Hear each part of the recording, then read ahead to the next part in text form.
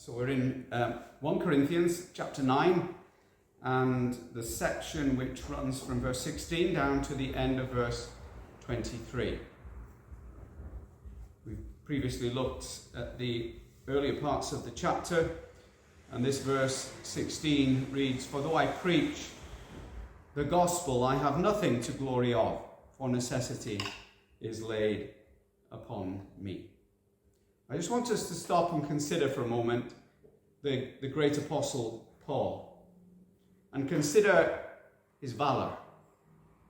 You know that hymn, "Who would true valor see? Let him come hither."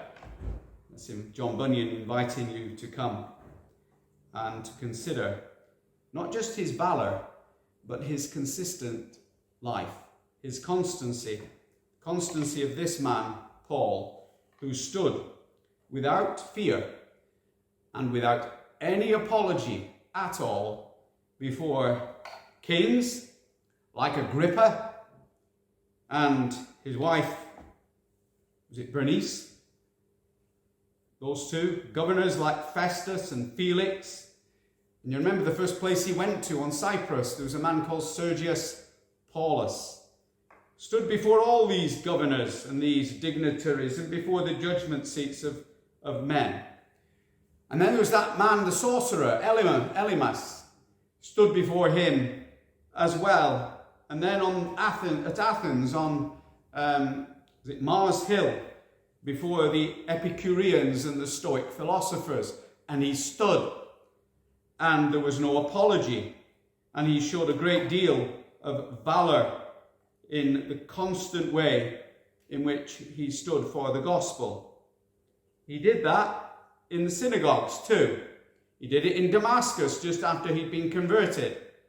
He did it in Salamis, I've just written down a few examples here. Iconium. You could name any of those cities that he went to on his missionary journeys. And there was often a synagogue there which he went to first, as was his way. He wasn't afraid to preach the gospel in Jerusalem. When he was arrested, he wasn't afraid to preach the gospel in Ephesus, where they raised up a tumult against him. He wasn't afraid to preach the gospel in Iconium, where the Jews went after him. Cities like these. But then he also preached in Galatia. And I don't remember any great cities being associated with Galatia.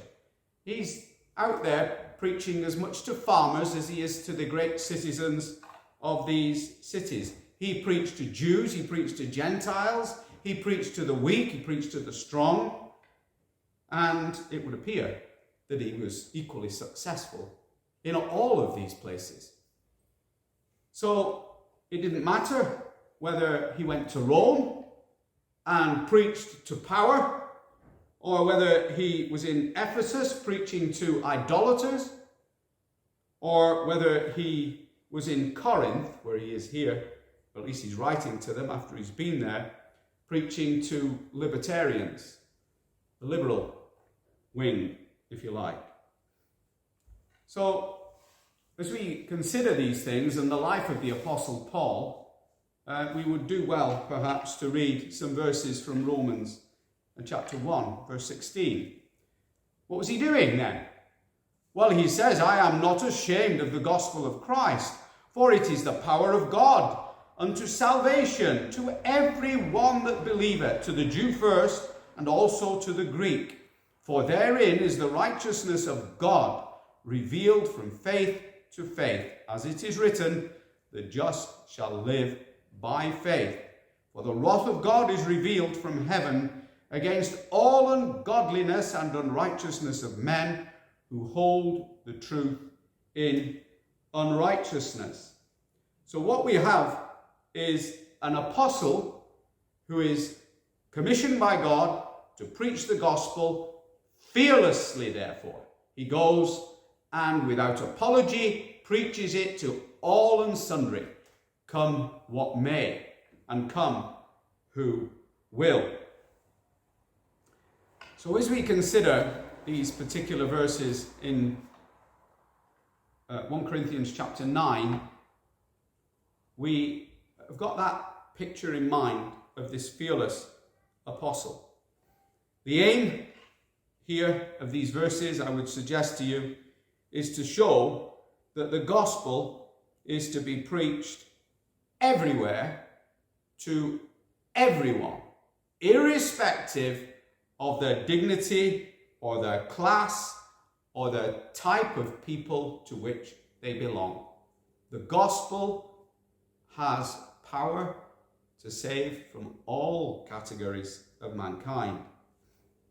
So I'm now going to ask a few questions, and in asking the questions, I'm going to try to set some objectives for us to consider as we're thinking about this.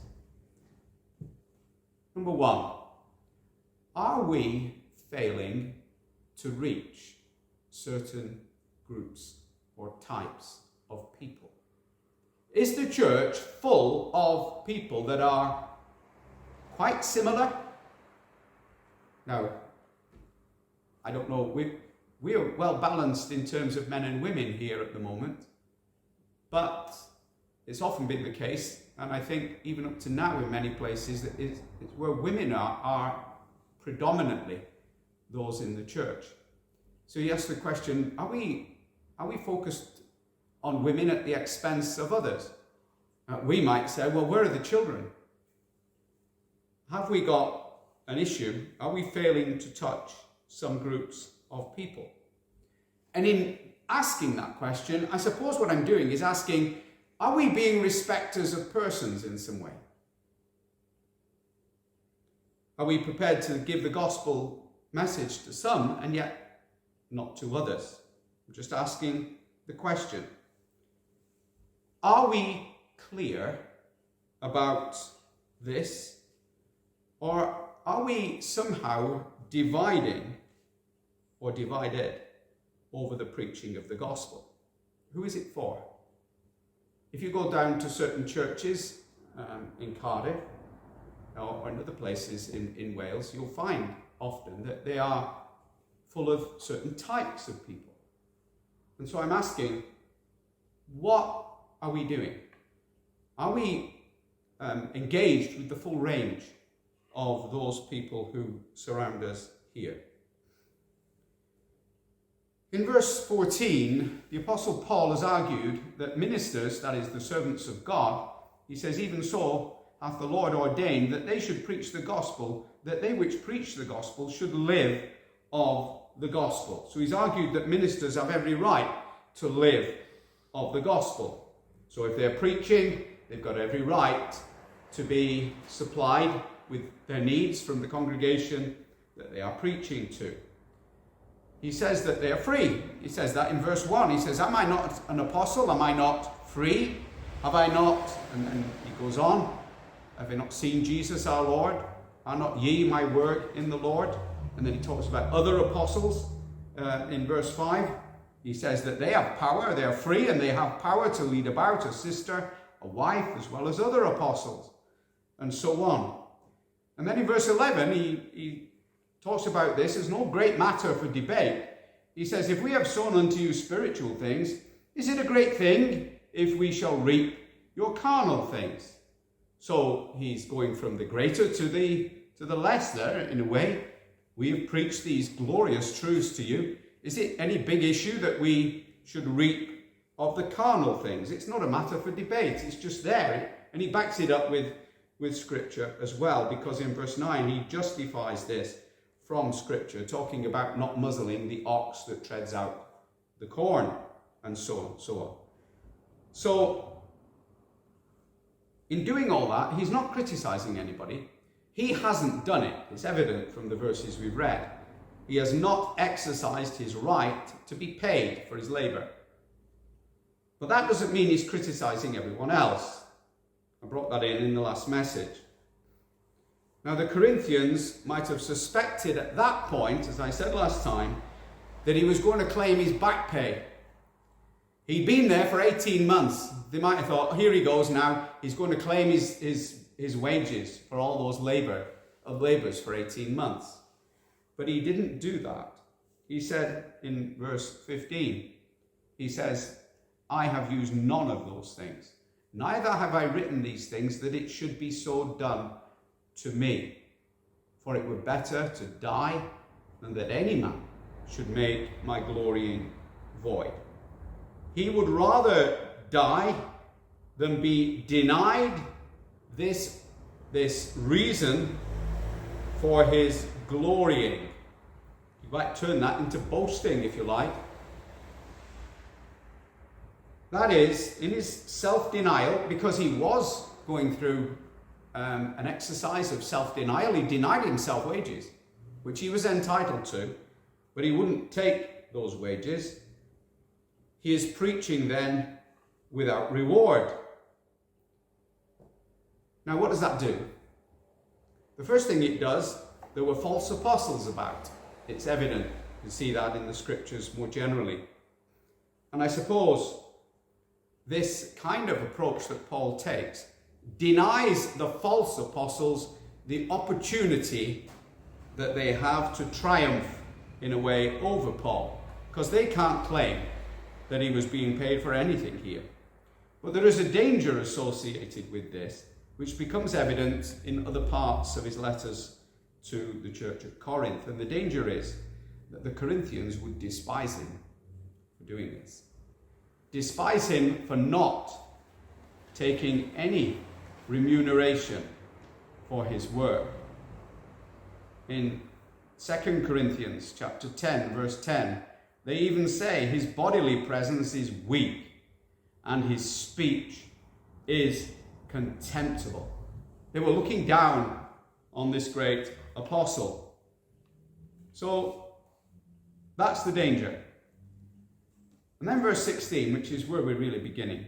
For though I preach the gospel, I have nothing to glory of. For necessity is laid upon me. Yea, woe is unto me if I preach not the gospel. So, what if I preach the gospel, he's saying? It's nothing for me to boast about, the fact that I do it. Why?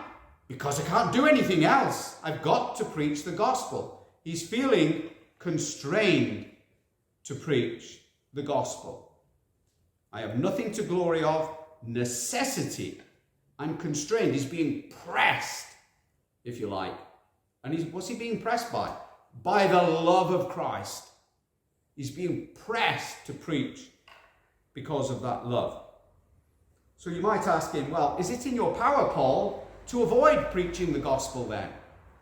His answer is, it's not in my power to avoid preaching the gospel. I cannot do that. So you could say, well, can't you just lay aside the gospel for a few years and have a rest?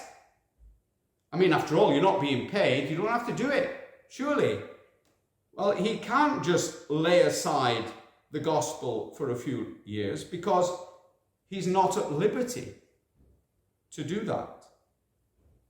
He cannot withdraw from his commission as he chooses. If he is commissioned, as he says, and it comes up, his great conversion story is told 3 times in the Acts of the Apostles. If those things are true, it is impossible for him to withdraw himself from the preaching of the gospel. He is a called man. He's commissioned by God. And he says, woe is me if I don't preach the gospel. Woe is me. That's in verse 16, if I preach not the gospel. So if I withdraw, woe is unto me. I may refrain, as he's saying here, from my rights to exercise my right to be paid for what I do. I can refrain from that, but I cannot refrain from preaching the gospel. That must continue. Now, there was a leading member, I read this before it came out, I was reminded of it as I was preaching the message, but Dr. Martin Lloyd-Jones once went to preach to the University of Oxford, to the Union, the Oxford Union. I'm not quite sure how that works there, but clearly they were amongst the intelligentsia of the land. And one of the leading members of the Oxford Union said afterwards that Martin Lloyd-Jones was better suited to preach to a congregation of farm labourers than he was to the educated undergraduates at Oxford University. Quite a telling statement. Tells you a lot about him, doesn't it? And Lloyd-Jones replied in these words. He said that they were the students of Oxford University, the undergraduates, the educated people of that university, he said, were ordinary, common, human clay. And then he said, and miserable sinners like everyone else. Therefore, he was going to preach the gospel to them as much because they had the same needs as everyone else. Now, if I take another example, that great evangelist George Whitefield, he was a similar kind of preacher in that he preached to everybody, whether they were rich or poor. I mean, Lloyd-Jones was over in Aberavon. That's hardly the centre of education in the country, is it? So he preached to the poor as well as to the educated at the universities. George Whitefield did the very same thing. To whites, to blacks. He was equally warmly received by both. He preached to the nobility in the drawing rooms of those in London, and high fashion and high status people like the Countess of Huntingdon and Lord this and Countess that and Viscount whoever. He preached with great acceptance to them and was used in the conversion of many of them. Young, he preached, and the young heard him gladly. I remember reading that tale of him preaching once, I think it was in Moorfields or in Kennington, and a great congregation was around him. And he was being pelted with rubbish and all kinds of vile things. And there were children round about the pulpit. And he said he looked down at them at some points, and they too were getting spattered with all of this rubbish. And he said they looked up at him as though they were glad to take the blows for him. Such was the love that these children had for George Whitefield. Didn't matter whether he was preaching to politicians or to farmers. He didn't change his message. It was the same message for everyone. And he had great success everywhere he went with the same message being preached. He may have tailored it in slightly different terms. He may have used different terminology perhaps. But the message wasn't changed. And he had success everywhere he went. Why did he do that? Well, I'm going to offer you some suggestions. In 2 Corinthians chapter 5 and verse 10, here's one suggestion why he did it. We must all appear before the judgment seat of Christ, that everyone may receive the things done in his body according to that which he hath done, whether good or bad. He had to give an account. I have to give an account. Believers have to give an account for what we have done. If a believer has been commissioned and called into the work of God, they will give a strict account of what they have preached and what they have taught wherever they are and to whomsoever they are preaching. Now it's quite clear because of the very next verse in 2 Corinthians chapter 5, verse 11. Knowing therefore the terror of the Lord, we persuade men, but we are made manifest unto God, and I trust also are made manifest in your consciences. Paul, Whitefield, Lloyd-Jones, Spurgeon were all men who knew the fear of God. And so, for this cause, they did not faint. They went on, knowing the terror of the Lord, knowing what was going to be the destination for lost souls. If we really believed that Triaris was going to hell, we wouldn't be sleeping tonight. Going to hell if they're lost.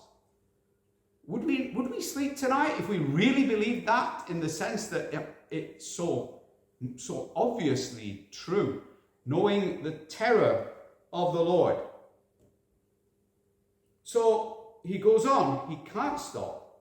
He was a debtor, he says in Romans chapter 1, to all. Not just some, not just a party here, or a group there, or a type over here. To all. Not just to the young or to the old. Not just to black or white, whatever group you might wish to divide off. He was a debtor to all, and therefore he was ready to preach to all kinds of men. And he said, I'm not ashamed. What that really means is, I'm boasting in the gospel.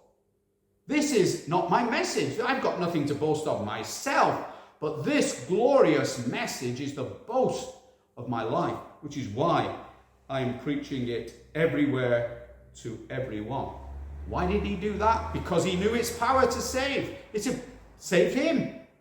He'd seen it save multitudes of others. And so he comes then to verse 17. But as God hath distributed to, wrong chapter. Chapter 9, verse 17. For if I do this thing willingly, I have a reward. But if against my will, a dispensation of the gospel is committed unto me. So what's he saying? If I preach the gospel voluntarily, I'm rewarded. How? Well, the church is edified, and I am rewarded because the church is edified. And in addition to that, I know that the edification of the church and the hearing of the gospel pleases God. So I'm rewarded because I know it brings God pleasure for it to be done. But, he says, on the other hand, if against my will, in other words, if I'm preaching the gospel simply because it's my duty to preach it, simply because it's a commission that I've been given, so I'm preaching a perfunctory way, just out of duty, or you might say, well, you're just preaching then as just like a common slave has to just do his work because he has no choice. Then he says, it's my office, he's saying. I'm a servant of God. I have no choice. And interestingly, John Calvin in his commentaries points that very thing out. He says he's a chosen vessel unto God. And he immediately turns our attention then, in saying these kinds of things, to the Acts of the Apostles. And in chapter 9 and verse 15, now there are 3 accounts there of the conversion of the Apostle Paul, and this is the first of them. The Lord said to him, and this is to Ananias now, he says, Go thy way, for he, Paul, is a chosen vessel unto me, chosen vessel, servant in other words, to bear my name before the Gentiles and kings and the children of Israel. All of them. So he can't be a respecter of persons to whom he's preaching the gospel, can he? Kings, 1 minute, Gentiles the next, the Galatians 1 minute, in their poverty, and I guess there was a kind of a rustic people, although they would have their educated classes too. And then to the children of Israel, to the religious. So he's got a full scope here to preach to, hasn't he? He has to do it to all of them. In verse 16 of that chapter, God says to Ananias, For I will show him, that's Paul, how great things he must suffer for my sake. Great things. He did suffer great things. One of the things he suffered, you might say it's a rather small thing on the list, he had to preach without getting paid. 18 months he spent in Corinth preaching without any remuneration at all. So he had to preach to synagogues, to take up his cross. Not easy to preach in front of the Jews, this kind of message. He did it, he took up his cross, he followed the Lord, and was persecuted for it. So we've got his commission there. But if you go to the next part of Acts where his conversion is spoken of, Acts 22, verse 13.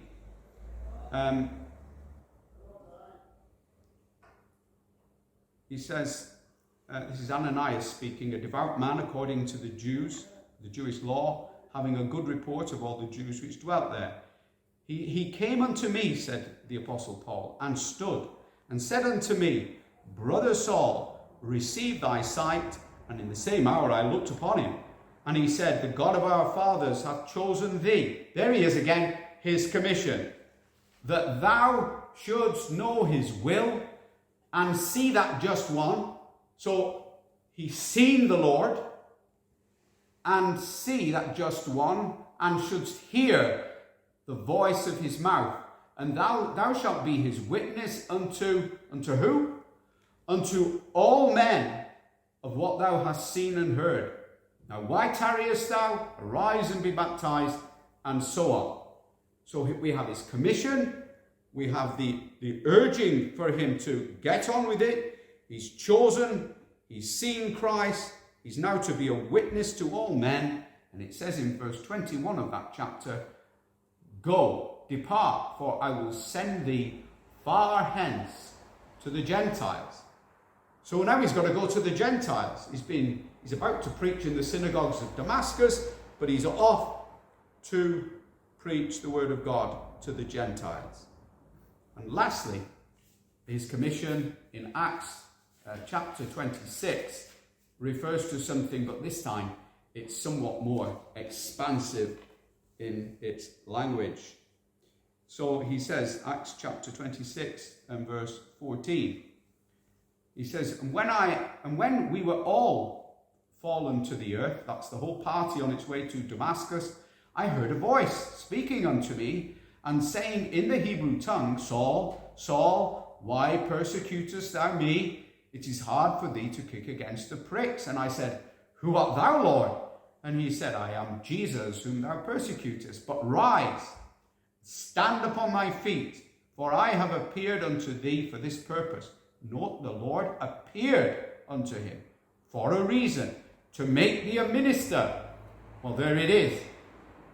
He may be doing it willingly, but he's also a slave, a minister, and a witness, both of these things which thou hast seen, and of those things in the which I will appear unto thee. And then, that's his commission. But then look at this. Delivering thee from the people, from the Gentiles. The people means the Jews. From the Gentiles, unto whom now I send thee. And there's this lovely section then. So his commission is there, but then there's more. To open their eyes. Well, his eyes have just been opened. Rather poignant, isn't it? What's just been done to you physically is going to be done to them spiritually. To turn them from darkness to light, which is what's just happened to him. And from the power of Satan unto God. He'd been persecuting the churches. If anybody was under the power of Satan, it was Saul, before he was called to be an apostle. And then he says that they may receive forgiveness of sins and inheritance among them that are sanctified by faith. So here we have Paul's deliverance and the joy that came in the forgiveness of sins with this apostle. And really in that commissioning then is involved not just the duty that's given to him, but his own deliverance. And what he was looking at here is the plight of those who he's being sent to. The Gentiles were in as much darkness as he was, or he had been, and so he sees the plight of man and witnesses the power of God in the gospel to save them. That gospel which had just been the means of saving him. So here, his eyes are opened. He's delivered from darkness to light, from the power of Satan to God. He knows the forgiveness of sins. An inheritance is given to him. And he's sanctified. It's all there in those verses. So we come then back in 1 Corinthians to verse 18 of chapter 9. What is my reward then? Verily, that when I preach the gospel, I may make the gospel of Christ without charge, that I abuse not my power in the gospel. So, if Paul labors freely, what is his reward? Well, he says, I'm under necessity. If I do not, woe is unto me. I can't resist God's calling. Is it enough then to preach the gospel just out of duty? Is that really what he's saying? And not willingly? But he is doing it willingly. He's been saved from all this darkness. He can see the plight of man in general, in mankind's general case. And so he longs that these people will be set free. He preaches the gospel. He's happy to do it. I'm sure I think he would have paid to preach the gospel for the opportunity if he could have done. Thus, he says, I do not assert my rights to payment. That's what he's saying in verse 18. If Christ endured the cross and despised the shame, what about me? He did it for the joy set before him. I'm going to preach the gospel for the joy set before me of winning these souls to Christ. He's a soul winner, and he knows he's been called to that very task. And so in verse 19 he says, for though I be free from all men, yet I have made myself a servant, a bondslave to all. Why? That I might gain some of them, he says. So speaking generally, Paul was not under the power of any man, yet he lived as if he was under the power of everybody. He was a slave to everyone, to the cause of the gospel. Among the Gentiles, he lived like a Gentile. Among the Jews, he observed all the ceremonial of the Jewish faith. Among the weak, he lived in subjection to weak consciences. He wouldn't offend any of them. His main purpose in all this is not to cause offense other than the offense of the gospel. That was allowed, but no other offense really would come in because the gospel is for all mankind. So what God does is he accommodates. Is he in the presence of Jews? He accommodates. And he goes into the temple and he purifies himself. That's what he did.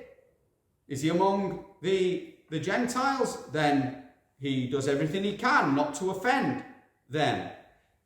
He doesn't insist, for instance, on them being circumcised. He doesn't do that. Even when he had Timothy circumcised, it wasn't to contribute to Timothy's salvation.